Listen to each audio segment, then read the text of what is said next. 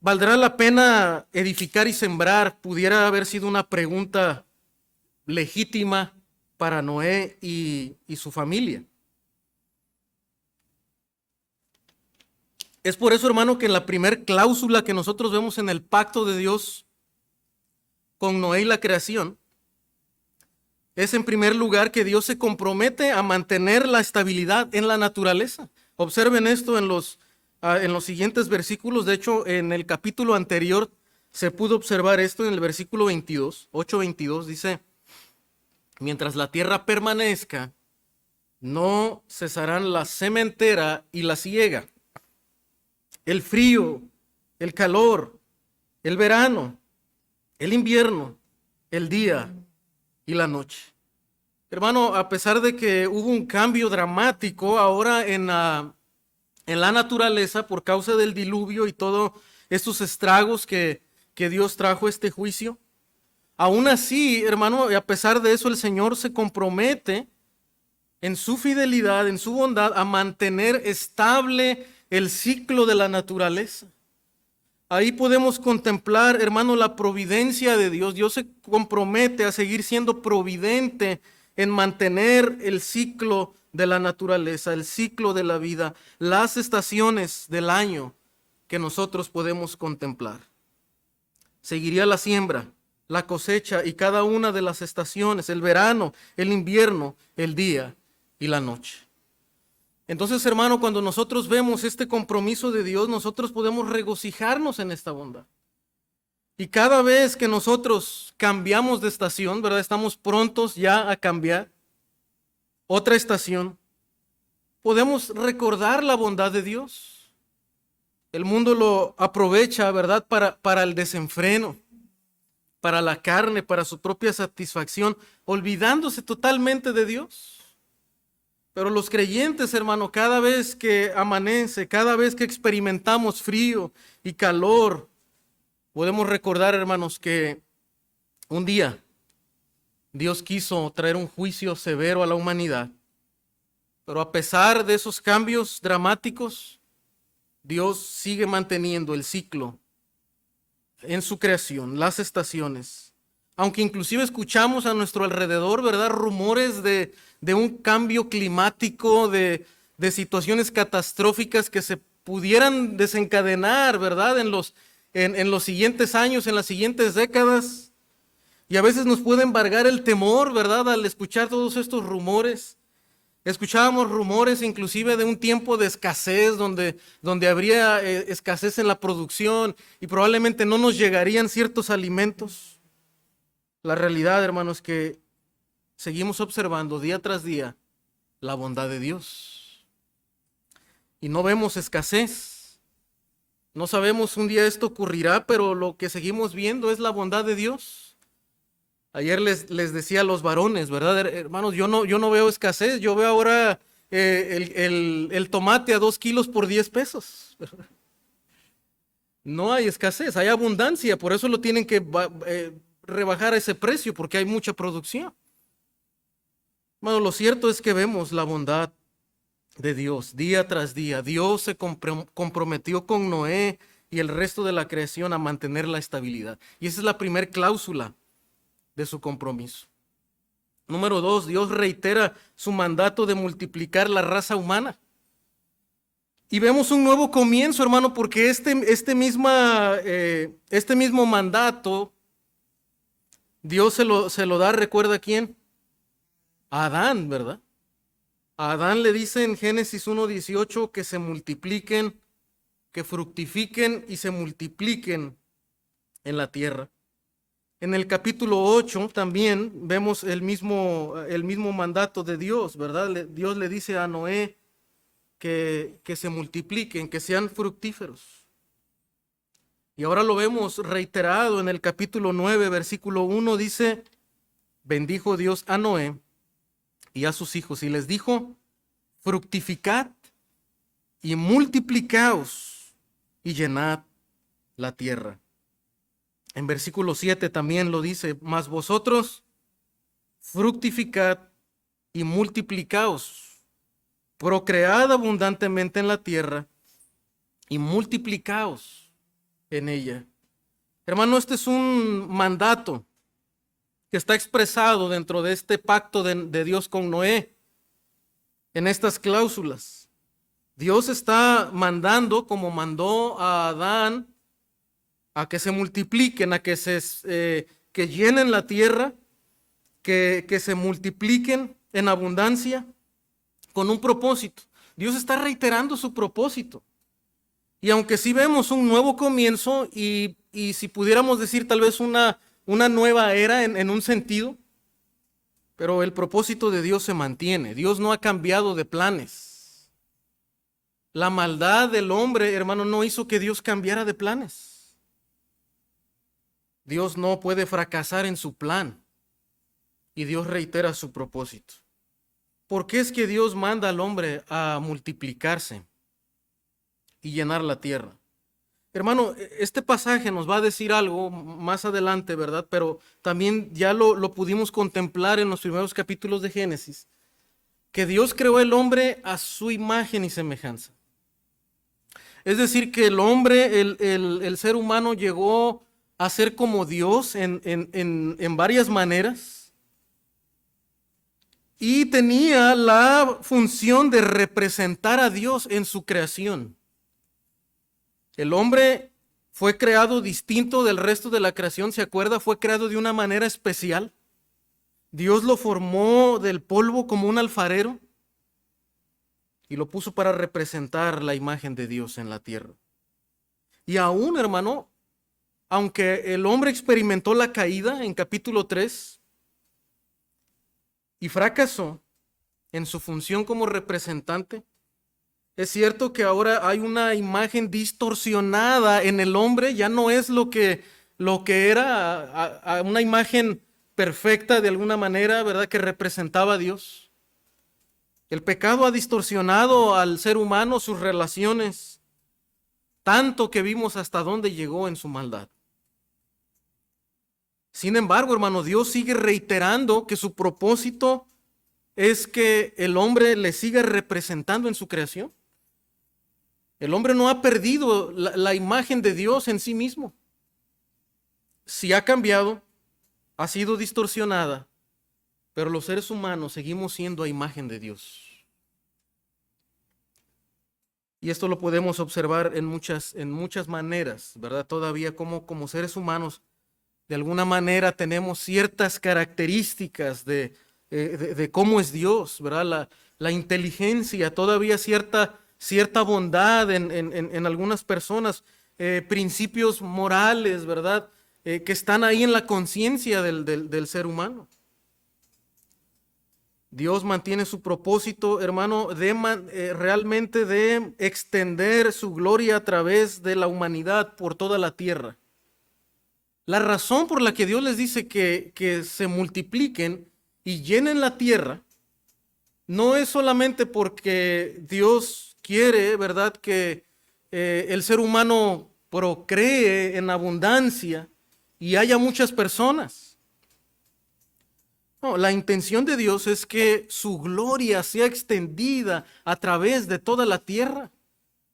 Porque el hombre es creado a la imagen de Dios y aunque el hombre ha fallado, Dios le sigue dando el propósito, ¿verdad? Y Dios sigue con su plan de extender su gloria en toda la creación. Esto lo podemos ver en la Escritura, por ejemplo, en el Salmo 72, 19 dice así: bendito su nombre glorioso para siempre, y toda la tierra sea llena de su gloria. Note que los escritores del Antiguo Testamento entienden que el propósito de Dios es que toda la tierra sea llena de su gloria. Los cielos cuentan la gloria de Dios, la creación anuncia la obra de sus manos, pero también el propósito es que el hombre comunique los atributos de Dios en toda la extensión de la tierra. El Salmo 72, 19 dice: bendito su nombre glorioso para siempre, y toda la tierra sea llena de su gloria. El propósito de Dios, hermano, siempre ha sido no que el hombre se quede en un solo lugar, sino que el hombre se reproduzca, se multiplique y entonces extienda su gloria a través de toda la creación.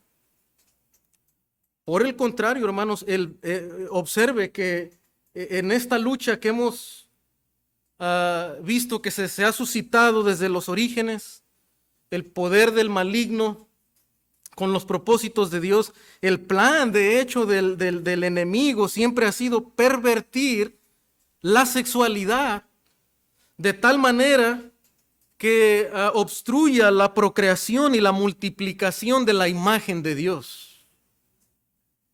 Es por eso, hermano, que inclusive vimos que en capítulo 6, ahí ya hay una distorsión, ¿verdad? Cualquiera que ésta sea, el plan de Satanás ha sido pervertir la sexualidad del hombre y obstruir así entonces el plan de Dios. Y lo ha hecho de diferentes maneras, pero siempre atacando y pervirtiendo lo que tiene que ver con la reproducción del hombre. Este mismo propósito divino, hermanos, vamos a ver que se reitera en el Nuevo Testamento a través de la gran comisión para la iglesia.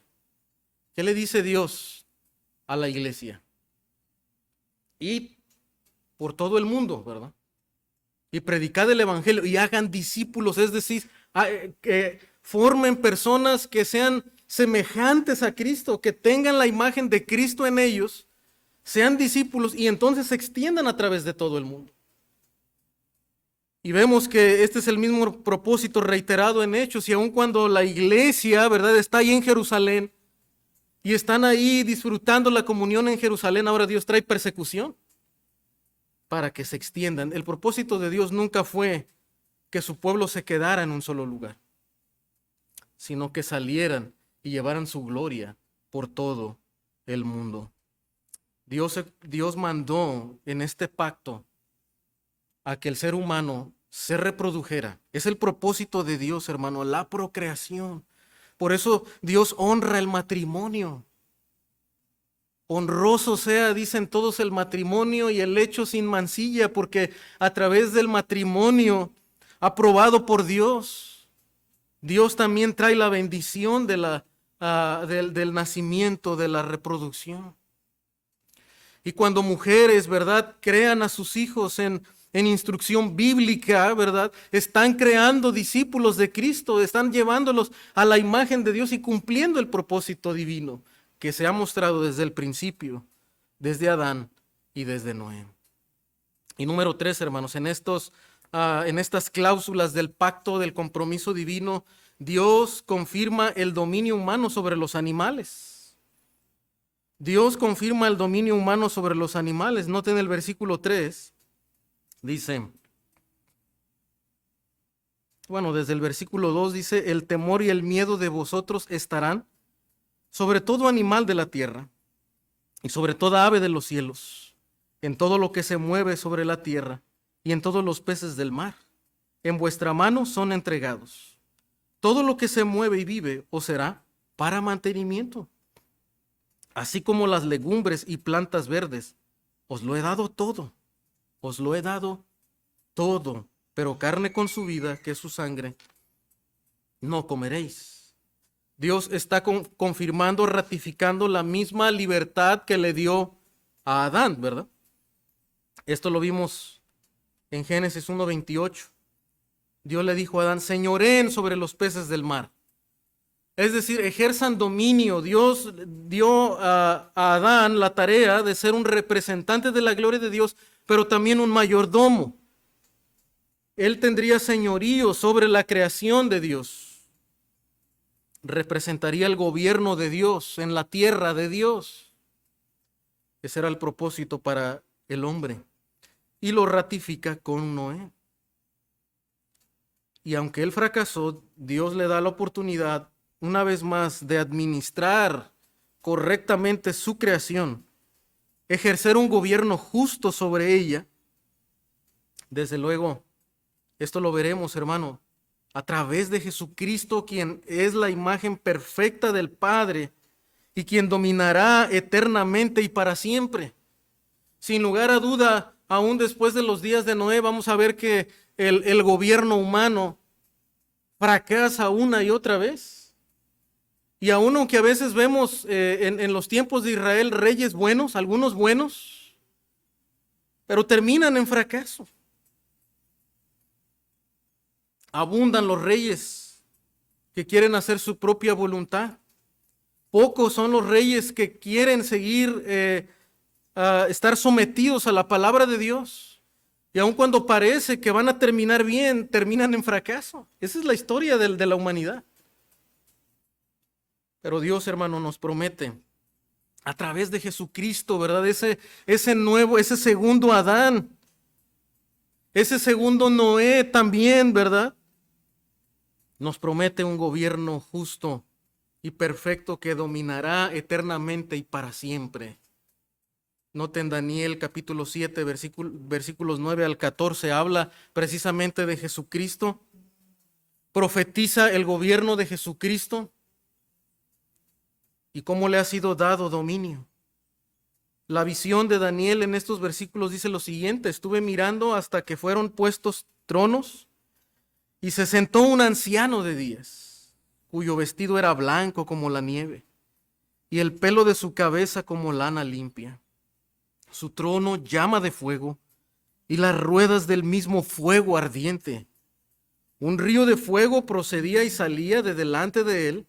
Millares de millares le servían y millones de millones asistían delante de él. El juez se sentó y los libros fueron abiertos. Yo entonces miraba a causa del sonido de las grandes palabras que hablaba el cuerno. Miraba hasta que mataron a la bestia y su cuerpo fue destrozado y entregado para ser quemado en fuego. Dios acabando, ¿verdad?, con los poderes de la maldad. Había también quitado a las otras bestias su dominio. Dios poniéndose por encima de todo gobierno. Dice, pero les había sido prolongada la vida hasta cierto tiempo. Miraba yo en la visión de la noche, y aquí con las nubes del cielo venía uno como hijo de hombre, que vino hasta el anciano de días y le hicieron acercarse delante de él y le fue dado dominio. Este es, hermano, el último, ¿verdad?, representante del gobierno de Dios. El Hijo del Hombre, el Hijo de Dios, perfecto. Dice, le fue dado dominio, gloria y reino para que todos los pueblos, naciones y lenguas le sirvieran. Su dominio es eterno, que nunca pasará, y su reino uno, que no será destruido. Este es el gobierno, hermano, perfecto y eterno que nosotros esperamos un día. No podemos esperar, hermano, un gobierno perfecto, un gobierno justo en este mundo, porque no hay un representante perfecto de la gloria de Dios, de la imagen de Dios.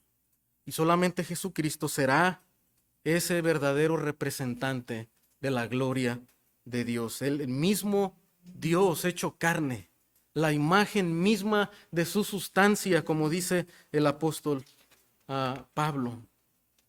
Dios confirma, hermano, el dominio humano sobre la creación. Pero este dominio culminaría finalmente con Jesucristo. Hermano, ahora, aunque Dios da estos privilegios, estas libertades al ser humano de señorear, de disfrutar, de sojuzgar la tierra, de alimentarse de la creación, tanto de animales como de legumbres, noten que Dios mismo da esta libertad. A veces los seres humanos, ¿verdad?, toman ciertas posturas rechazando, ¿verdad?, lo bueno que es el alimento carnívoro, ¿verdad? Y diciendo, bueno, no solamente debemos consumir legumbres, ¿verdad?, porque esa es la dieta que verdaderamente mantiene bien al ser humano. Bueno, probablemente alguien por cuestiones de salud, ¿verdad?, tenga que tomar esas medidas y evitar la dieta cárnica. Pero no es la regla, no es lo que Dios ha mandado. Dios dijo, coman de todo, coman carne, coman legumbres, es de ustedes y Dios lo dio para que lo disfruten. Sin embargo, hermano, en toda esa libertad, Dios da una prohibición. Y esto otra vez como que nos hace un eco del Edén, ¿verdad? De todos los árboles del huerto pueden comer, pero menos del árbol de la vida. ¿Qué es lo que Dios prohíbe? El consumo de animales junto con la sangre. Dios, hermano, en la sangre de los animales, y vamos a ver que también en la sangre humana, Dios establece un principio especial de vida. La vida del hombre, dice, está en la sangre. La vida de los animales está en la sangre, la cual solamente puede ser quitada por Dios. Nadie más debe arrebatar la vida de las personas que son a imagen de Dios. Pero también, hermano, señalaba, como dice un escritor, especialmente la importancia de la sangre como un medio de expiación por el pecado. Parece que Dios está reservando, hermano, este símbolo de la sangre y cómo representa la vida, inclusive en un sentido biológico, ¿verdad? También sabemos que la vida está en la sangre. Pero hermano, Dios lo usa para representar como un medio de expiación por el pecado. De tal manera que apuntaría y representaría la entrega de nuestro Señor Jesucristo en muerte por nuestros pecados. Su sacrificio, su sangre derramada, su vida derramada, hermano, era el plan que Dios tenía para la humanidad, que Dios tiene para la humanidad. Y que fue demostrado, culminado, ¿verdad? A través de la muerte de nuestro Señor Jesucristo.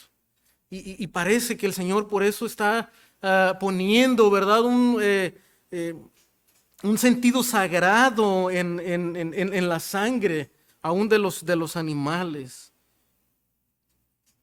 porque representan, hermano, un medio de expiación. Ahora, esto no era nuevo tampoco para Noé.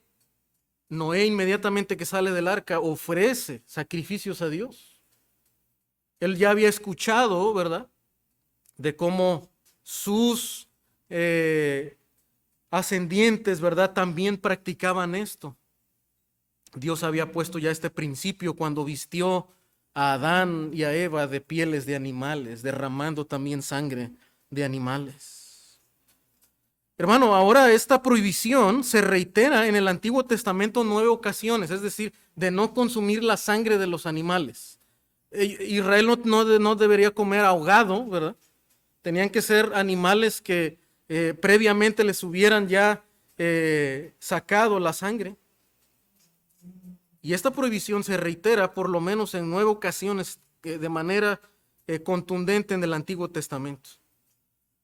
Ahora, hermanos, también es interesante que esta prohibición se reitera dentro de las prohibiciones que los apóstoles toman en concilio en Hechos capítulo 15. Usted se acuerda que en Hechos 15 los apóstoles hacen un concilio y mandan estos acuerdos a las demás iglesias de creyentes. Y una de las prohibiciones que les dan dice que se abstengan de fornicación, del sacrificio a los ídolos y también de ahogado de sangre. Ellos ven la trascendencia de este mandamiento aún, hermano, a la iglesia en el Nuevo Testamento. Y aunque los creyentes ahora ya no estarían ligados al antiguo pacto de Moisés, sin embargo, sí recalcan y enfatizan estas prohibiciones, que se aparten de la fornicación, ¿verdad?, que se aparten de la idolatría y que se aparten también del consumo de la sangre. De hecho, estas prácticas estaban muy ligadas también a las costumbres paganas, al paganismo, ¿verdad?, las prácticas idólatras de aquellas naciones que practicaban la adoración a otros dioses. Y hermano, en el Nuevo Testamento vemos nuevamente este énfasis. Ahora algunos dicen, bueno, realmente es que Dios nos ha dado libertad, tenemos libertad cristiana y vemos que en la Escritura dice, bueno, comen de todo, tienes libertad, ¿verdad?, para comer. Bueno, es cierto. De hecho, en el texto del capítulo 9 dice, coman de todo, ¿verdad? O sea, dice, de todo pueden comer. pero, o sea, hay un pero siempre. Igual en Génesis capítulo 2, ¿verdad? O sea, dice, de todo árbol, pero de este no. O sea, no porque dice todo, quiere decir que es todo sin excepción. Entonces, aun cuando los creyentes tenemos libertad, puedo ver, ¿verdad? Y mi convicción en este punto al observar es que el plan de Noé es un plan que está vigente. El plan de Noé no fue sustituido, ¿verdad? Como el antiguo pacto mosaico. De hecho, en el texto dice, este es el pacto que yo hago establezco con ustedes, dice, con sus descendientes de una manera eterna. Así lo dice el texto. Entonces el pacto Noé para nosotros está vigente, aunque estamos también bajo el nuevo pacto. Nosotros también estamos bajo el pacto de Noé y lo podemos ver porque nosotros podemos disfrutar precisamente de la promesa de Dios de que la creación continúa, ¿verdad? El ciclo de la vida, las estaciones. Entonces podemos deducir que desde luego hay una prohibición ante el consumo de la sangre, ¿verdad? El consumo de la sangre. Bueno, la verdad nunca lo he probado. Sé que hay personas que practican, ¿verdad? Algunos alimentos que tienen que ver con la sangre cocida. Nunca lo he probado, probablemente no me gusta, algunos dicen que está muy bueno, ¿verdad? Pero creo que por el texto bíblico es algo que Dios no da libertad en eso, ¿verdad? Y creo que debemos pensar no solamente en la prohibición y decir, bueno, yo nunca he comido y estoy bien, ¿verdad? Y hay de aquellos que han participado. Creo que debemos aplicar también los principios de libertad cristiana. Si alguien cree que tiene libertad en eso y lo hace, bueno, no debemos juzgarle, ¿verdad? Yo en lo personal, por el texto, tendría esa convicción de no hacerlo, ¿verdad? Pero creo que sobre todo debemos siempre, hermano, entender la santidad que para Dios es su sacrificio y su sangre, ¿verdad? Y el valor especial que Dios le pone a la vida humana. Sobre todo debemos de tener eso en mente, ¿verdad? Bien, y vamos a verlo inclusive ahorita en el punto 4. Está entonces vigente y es aplicable este mandamiento a la iglesia, pues como digo, yo puedo ver que se aplicó a creyentes aún bajo el nuevo pacto, como la iglesia, los primeros creyentes, y también que la libertad cristiana inclusive también tiene límites. O sea, Pablo no dice, tienes libertad cristiana y haz lo que quieras, no, inclusive pone límites, dice, siempre debes de amar a tu prójimo. Y si tú eres tropiezo para tu prójimo, no lo hagas. O sea, la libertad tiene límites. Es el amor de Dios. Es el amor a tu prójimo. Es la conciencia del otro creyente también. Y, hermano, también, bueno, como he comentado, esa libertad que Dios le dio a Adán y el pacto no ético es eterno. Por lo tanto, sus cláusulas están vigentes. Número 4, hermanos. Número 4. Cuarto compromiso, cuarta cláusula que Dios estableció en este pacto. Dios establece la pena capital. Dios establece la pena capital. Esto no se había mencionado antes en la Escritura. Dice en el capítulo 9, versículos 5, la última parte dice, de mano del varón, su hermano, demandaré la vida del hombre. El que derramare sangre de hombre, por el hombre su sangre será derramada, porque a imagen de Dios es hecho el hombre, ¿verdad? Dios establece un juicio, un castigo para aquel que derrame la sangre de su prójimo, para aquel que mate a su prójimo. Dice, por el hombre su sangre será derramada. Ahora Dios le está dando la autoridad al hombre, ¿verdad? A lo que sería, hermano, poco a poco, ¿verdad?, el establecimiento del gobierno humano. Entonces Dios le delega al gobierno humano la autoridad para que ellos puedan ejercer castigo capital para una persona que se convierta en homicida. Desde luego, vamos a ver a lo largo de la Escritura y ya sobre todo en el gobierno de Israel que también Dios pone cláusulas para cómo se llevaría a cabo la pena de muerte, ¿verdad? No debería ser una venganza, ¿verdad? Simple. No habría un tiempo. Habría también, se debería de examinar la intencionalidad del homicidio. Cuando el homicidio no era doloso, desde luego se designaban lugares de refugio para que el vengador, ¿verdad?, no cobrara venganza de esta persona. Entonces, había también ciertas estipulaciones para cómo se llevaría a cabo la pena de muerte. Pero Dios le da, hermano, en este pasaje, la autoridad al gobierno humano para ejercer esta disposición. De hecho, en Romanos capítulo 13 vemos que Dios también le dice, ¿verdad?, a los creyentes que deben de temer a las autoridades. Dice, porque no en vano lleva la espada el gobierno. Y Dios dio esa autoridad delegada a las instituciones para poder juzgar, inclusive, ¿verdad?, si tuviera que haber una pena capital. Dios lo hace, hermano, porque recuerde que venimos de un contexto de extrema violencia. La tierra estaba llena de violencia y Dios es por eso que ahora restringe esta violencia y establece la pena capital. No se nos da mucho detalle cómo es que si Noé la ejerció inmediatamente y cómo la empezó a ejercer el gobierno humano. No se nos da mucho detalle, pero sabemos que más adelante Dios lo está haciendo con Israel. Y de hecho realmente los primeros lectores de Génesis, recuerde que fueron la segunda generación de Israel que entró a la tierra prometida, ¿verdad? Entonces cuando ellos están escuchando esta autoridad que Dios les da, ellos entienden que Dios está estableciendo esa forma de gobierno, ¿no?, que es legítimo. En Santiago capítulo 3, versículo 9, Dios reitera, ¿verdad?, por qué causa establece este juicio tan severo que a nosotros nos parecería así, ¿verdad? ¿Por qué Dios pone una pena capital para con el homicidio? Dice, porque el hombre es a imagen de Dios. Note que Dios confirma, hermano, que aunque la imagen ya está distorsionada, el Señor le sigue llamando al hombre a imagen suya. Y es por eso que establece este juicio.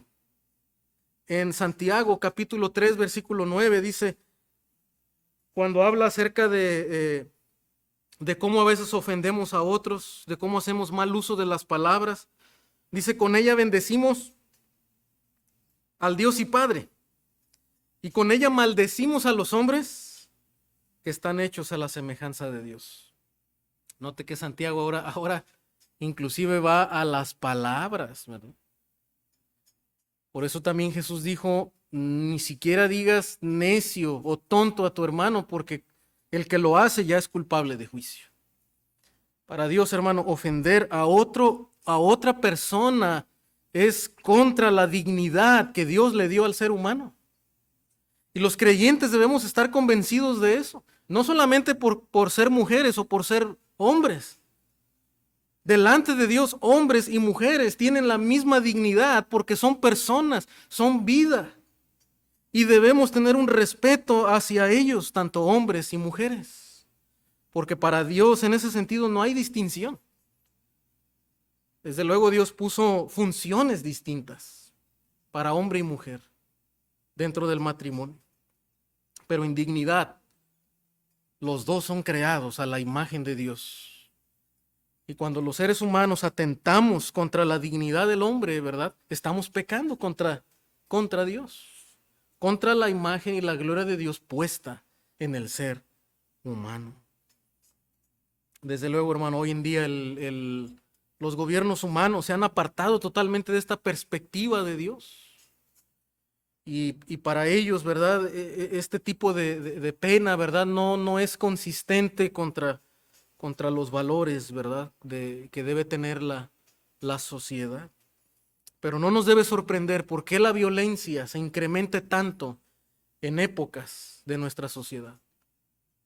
Y la política, ¿verdad?, quiere culpar a ciertos grupos de la sociedad, a ciertas circunstancias de por qué hay tanta violencia, ¿verdad? Pero lo que la Escritura nos dice es que la violencia ha estado presente en la sociedad desde siempre. ¿Por qué? Porque el intento del corazón del hombre, dice, es malo desde su juventud. Y es por eso que Dios establece la pena capital, para frenar la violencia. Ahora, hermano, otro asunto que tal vez podemos observar aquí y que desde luego para nosotros debe ser considerarlo, ¿verdad?, es la cuestión del aborto. Si el aborto es homicidio, esa es la pregunta. ¿Es homicidio el aborto? Desde luego que algunos sectores, ¿verdad?, han querido argumentar que no es delito. Siempre y cuando, decían al principio, no ocurra dentro de los primeros 3 meses, ¿verdad?, del desarrollo del embrión. Pero note cómo normalmente la doctrina jurídica y el Código Penal definen el homicidio. El delito de homicidio consiste en la acción de matar a otra persona. Se trata de un delito contra la vida humana. Este es el bien jurídico, ¿verdad?, que protege o que debe proteger la ley. En el que el bien jurídico protegido es la vida humana independiente. Ahora, hermano, surge la pregunta, ¿verdad? Porque muchos dicen, bueno, es cierto, eso es delito, atentar contra la vida humana. Pero ¿quién define el momento en que una vida humana comienza a ser sagrada y digna de protección? Y ahí es donde después está el meollo del asunto. Porque dicen ellos, bueno, pero entonces defíneme qué es una vida humana. Todos sabemos, hermano, que cuando un óvulo humano es fecundado por un espermatozoide humano, el fruto resultante es un ser humano. Eso la biología siempre lo ha afirmado. El cambio de cosa a persona no ocurre en el momento del parto, ni en ninguna otra etapa del embarazo, sino en el momento en que el óvulo es fecundado y comienza ese proceso de desarrollo que de hecho no concluye en el nacimiento. Las evidencias para esto, hermanos, son contundentes, como cita un escritor. En el momento de la concepción, 46 genes se combinan, 23 de la madre y 23 del padre, para el inicio del desarrollo de un individuo único. Después de 2 semanas se pueden escuchar los latidos del corazón, que hace circular la sangre dentro del embrión. Y no es la sangre de la madre, sino la sangre que ha producido el bebé. Después de 6 semanas, el embrión tiene menos de 1 pulgada de largo, pero ya tiene un desarrollo considerable. Los dedos ya se han formado en las manos. A los 43 días tiene ondas cerebrales detectables. A las 6 semanas y medio el embrión se está moviendo, aunque tales movimientos no pueden ser percibidos aún por la madre. Al final de las 9 semanas, el feto se ha desarrollado unas huellas dactilares únicas. En este momento el sexo del niño se puede distinguir. Los riñones también se han formado y están funcionando, así como la vesícula biliar al final de la 10ª semana. Todos los órganos del cuerpo están funcionando a finales de la 12ª semana y el niño ya puede llorar. Todo esto ocurre durante los primeros 3 meses del embarazo. Bueno, nosotros al observar eso, observamos vida. Observamos vida y cómo es que ellos intentan argumentar que no, que tiene derecho una persona, ¿verdad?, a atentar contra esta vida, siempre y cuando sean durante los primeros 3 meses. Ahora, esto fue hace apenas casi en el 2003.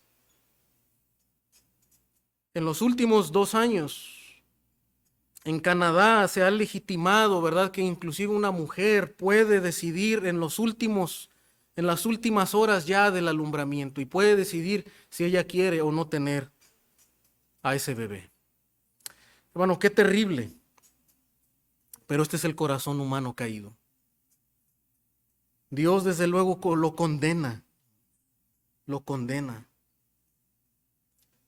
Otro argumento que ellos dirían, pero una mujer puede legalmente decidir sobre su propio cuerpo. O sea, no es homicidio porque la mujer tiene el derecho de decidir sobre su propio cuerpo. Pero hermano, como hemos visto aún en la doctrina jurídica, la vida humana es el bien jurídico supremo y trasciende el derecho de la privacidad. Es erróneo pensar que por el hecho de que se encuentre geográficamente en el vientre de su madre, el feto sea parte esencial de su cuerpo, como si fuera su riñón o su páncreas. Es absurdo pensar de esa manera. Y lo que sabemos es que es un atentado totalmente contra otra vida humana, contra otra vida humana. Ahora, como también menciona un autor, hermano, ¿cómo el hombre puede llegar a estas conclusiones? Y si aún hubiera sospecha de que este embrión fuera verdaderamente una vida, como argumenta el pastor Sugel, ¿por qué no darle el beneficio de la duda de que es una vida? Y atentar contra ello. Dice, es como cuando una persona va de cacería, ¿verdad? Y ve que algo se mueve en el arbusto. ¿Y qué hace el cazador? Tal vez no está seguro si es una liebre o es algún otro animal, dice, y él dice, bueno, le disparo, ¿verdad? Porque su intención es cazar. Dice, ¿por qué nosotros no hacemos, verdad? Y le damos el beneficio de la duda a pensar si es una vida humana o no y por qué atentamos contra ella. Pero hermano, desde luego sabemos que el corazón afectado de la humanidad ha llegado a estas conclusiones. Hay desde luego personas con bastantes intereses, ¿verdad? Y fines detrás de todas estas modificaciones que han hecho a la ley. Pero nosotros vemos en la Escritura, hermano, totalmente que para Dios es sagrada la vida humana. Y a nosotros nos debe desde luego traer un peso el que la humanidad haya dado libertad para este tipo de situaciones. Hermanos, puede haber tal vez personas que nos escuchen en esta mañana que han estado en esas situaciones, que en la ignorancia o que tal vez por un momento en el corazón endurecido han pasado por circunstancias de aborto. Yo quisiera decirle en esta mañana, ¿verdad?, que el Señor es tan bondadoso y tan misericordioso que Él aún está dispuesto a perdonar el homicidio. Siempre y cuando el ser humano venga ante Él, se arrepienta y le pese en su corazón el haber atentado contra la vida humana.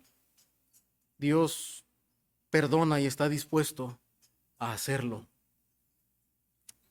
Entonces, hermanos, vemos que en esta cuarta disposición, en este cuarto cláusula, el Señor pone la pena de muerte sobre la vida humana porque el hombre es hecho a imagen de Dios.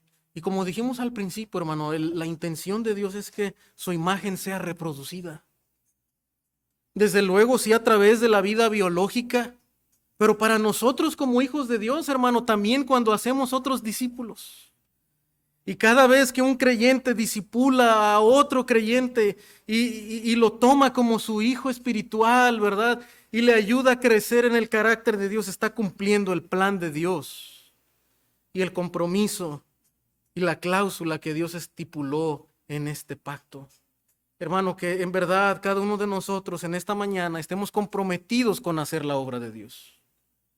Y decir, yo no me voy a quedar estático, yo no me voy a quedar en un solo lugar, yo no me voy a quedar en mi casa, ¿verdad? Creciendo para mí mismo, leyendo la Biblia para mí mismo, orando para mí mismo, sino que voy a hacer lo que Dios me ha llamado a hacer y es ayudar a que la imagen de Dios sea reproducida en otras personas. Aún hasta, si Dios quiere, otras partes del mundo. A veces los discípulos tienen que partir, se tienen que ir a otros lugares y cuánto duele eso, ¿no? Que aquel que discipulaste, que aquel que instruiste, se tengan que ir a otro país, a otro estado, a otra iglesia.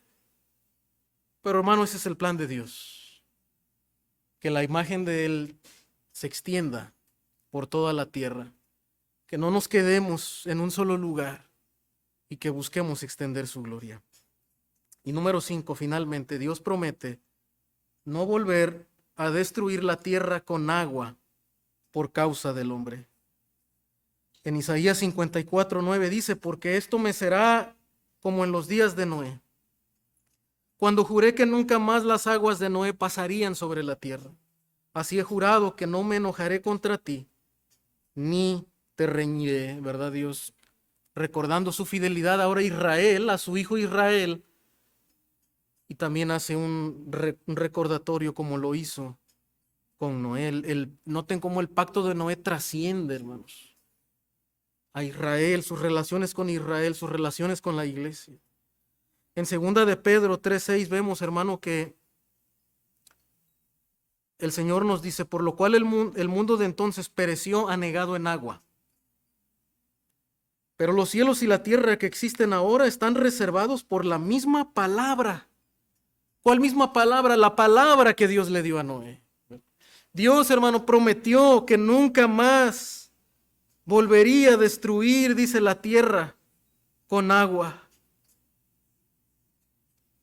Ni habrá más diluvio, dice el versículo 11, para destruir la tierra. ¿Y qué hace Dios? Pone una señal.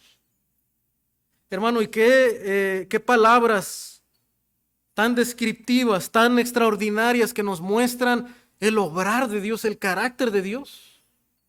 A través de este texto nos podemos acercar, hermano, quién es Dios y cómo obra. El Señor es un Dios de pactos, es un Dios de compromisos. Y nos volvemos a preguntar, ¿quién es el hombre para que Dios haga un compromiso con el hombre? Dios tenía la autoridad para destruir a toda la creación, y si lo hubiera hecho hubiera sido justo. Pero Dios le había prometido a Adán que de su simiente, ¿verdad?, enviaría un Salvador. Y Dios no puede fallar a su palabra porque Él es justo y fiel. Y preservó la vida de una familia donde vendría la simiente prometida. Y Dios, hermano, ahora se compromete con Noé, con el hombre, y en su misericordia decir, mira, nunca más voy a destruir la tierra con aguas. Mis palabras son fieles, como las di a Adán, te las doy a ti, pero ahora va más allá a Noé y le dice, Noé, nunca más voy a destruir la tierra. Tienes libertad, puedes estar tranquilo de que puedes sembrar, de que puedes trabajar la tierra y nunca la destruiré con aguas de diluvio. Mientras el día y la noche existen, va a haber siembra y va a haber cosecha. Y aunque a veces parece, ¿verdad?, que el clima es duro, es difícil, ¿verdad? Y las heladas y todas estas cosas que han pasado en el norte. Pero Dios es fiel. Dios ha prometido no volver a destruir la tierra con agua. Y Dios cumplirá su palabra. Hermano, pero qué bello es Dios. Porque sus palabras nos las pone tan gráficas. Sus compromisos los sella, ¿verdad?, para darnos seguridad y convicción a nosotros de su palabra, que es segura, y pone la señal del arco. Algunos teólogos dicen que no sabemos si este arco ya había existido antes, pero lo cierto, hermano, es que Dios lo pone, y Dios pone ahí en ese fenómeno una señal para recordarnos de su fidelidad. Para que cuando usted y yo veamos ese arco en las nubes, cada vez que aparece, recordemos la bondad de Dios, su fidelidad, su bondad, su benevolencia, la providencia de Dios que nos permite trabajar la tierra, fructificar, multiplicarnos, tener descendencia, disfrutar de su creación. Hermano, deleitémonos en esta mañana en la gracia y la bondad de Dios y cómo se lo ha dado al ser humano. Y recordemos también, hermano, la bondad de Dios a través de Jesucristo, quien finalmente, hermano, aunque a veces la maldad parece que preserva y tiene dominio, la maldad no va a triunfar. Y aunque estamos viviendo tiempos tan complicados en cuanto a la moralidad del ser humano y la libertad que el ser humano quiere tener. El gobierno humano otra vez está en declive en sus principios morales, apartados de lo que Dios estableció. Pero noten, hermanos, lo que Dios dice en 2 de Pedro. Aunque el mundo en aquel entonces pereció anegado en agua, los cielos y la tierra están preservados por esa promesa. Pero dice que están reservados, hermano, por la misma palabra. ¿Guardados para qué? Para el fuego en el día del juicio y de la perdición de los hombres impíos. La maldad no va a triunfar. Como no triunfó en los días de Noé, no triunfará nunca. Porque Dios, hermano, aunque no va a traer aguas para destruir la tierra, dice que va a traer fuego. Va a traer espada y fuego consumidor contra el mundo impío que no se convierta al Señor. Y hermanos, esa es la esperanza que tenemos los creyentes. Que aunque podemos sufrir temporalmente por la impiedad, por la maldad, Dios un día traerá su juicio perfecto, y sus propósitos eternos serán cumplidos. Hermano, que esa sea nuestra esperanza, que esa sea nuestra convicción. Y si en esta mañana también hay alguien que no se ha rendido al Señor, que persiste en su camino, pero recuerda que Dios también es un Dios de juicio. Es un Dios de juicio, Él castiga la maldad. Y estamos a tiempo de arrepentirnos, de volvernos a Él, de creer en su Hijo, quien es el único medio de salvación y vida eterna. Y en esta mañana yo te invito a tomar esa decisión y rendirte al Señor en arrepentimiento